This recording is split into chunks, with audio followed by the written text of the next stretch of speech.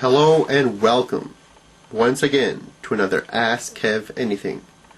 Today we're going to try to do this a little quick for you guys. But here's some questions, so let's do it.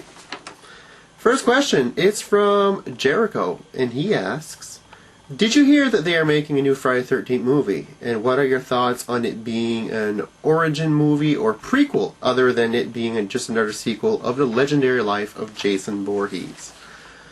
Well, personally, I love Friday the 13th. It is my favorite horror franchise, and I'm a huge fan of Jason. If this is true, because I've heard rumors of prequels for years now. A prequel, a remake, doesn't really bother me. What will bother me is if they do it wrong. If they screw it up, then no, it's bullshit. Don't even make it. But if it's something that's well thought out and looks actually half-assed, like the Texas Chainsaw Massacre prequels and remakes, then it might not be that bad. But Jason has to have the nice white hockey mask. All the hockey masks that have come out for Jason since Friday 13 Part 8, right after that, look like shit. Okay? They have to go back down to what Paramount had the mask looking like. All these new line masks that have come out, just don't cut it. It's not Jason. If you're a connoisseur of the movie and you know the difference between all the masks and every part, you know what I mean. That they all looked great compared to this crap that came out afterwards. Just my opinion. Our next question is from Augustin, and he asks, for the new Spider-Man 3 toy, the new Goblin, do I hate it? And P.S., would you sell it? Do I hate it? Yeah, it looks like shit. Would I sell it? Oh, in a heartbeat. Not a problem. A question again from Jericho, and the only reason why I'll read two questions from Jericho this time is because this is something I actually do want to address. So I will read this question, and he's the first person to actually ask it. And it's, hey Kev, I see you're a wrestling fan, and maybe follow the action of the WWE. Did you see the whole car bombing thing on Raw Monday night? And what are your thoughts on how long Vinnie Mac will go for off TV? I'm telling you something. When I was watching that, I was watching with one of my friends. We just look at each other and we're like, I can't believe they just did that. What the fuck are these guys thinking? Seriously? If anybody in the WWE, any of their writers, Stephanie McMahon, Hunter Hearst Helmsley, I don't care who is watching this, that storyline is a fucking bad idea. And I'll tell you why. I'm actually ashamed to admit I even watch wrestling right now because of that shit. But this is the problem with it. Wrestling nowadays, the kayfabe's gone. But yet, you're still trying to convince people out there that it's real, or somewhat real, you know what I mean? Like, this is a shoot, this is a work. Trying to get us, okay, fine, I understand that, and I understand it's fake, and everybody does, that's fine.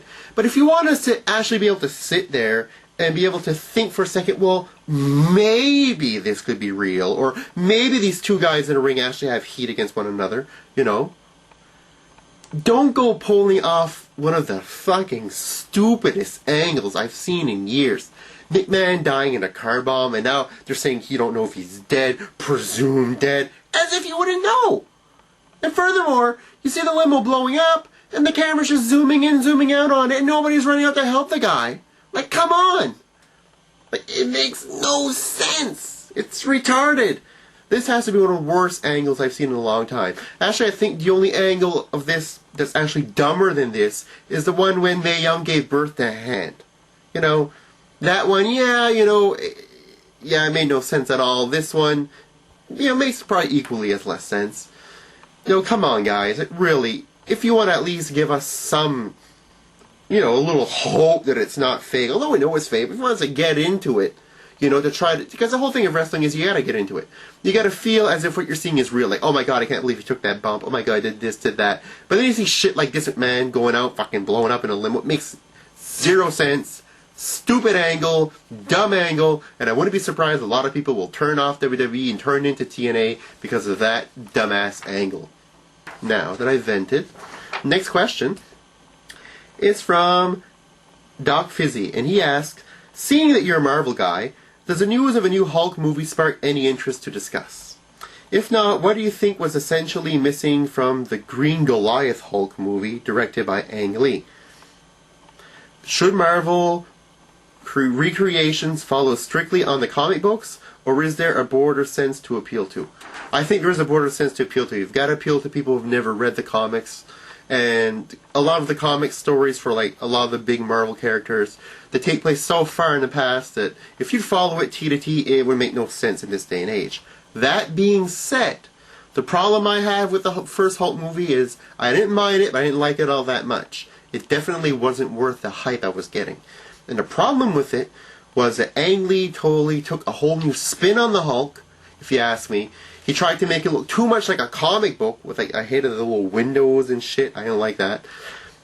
It took away from the fact it was actually a movie.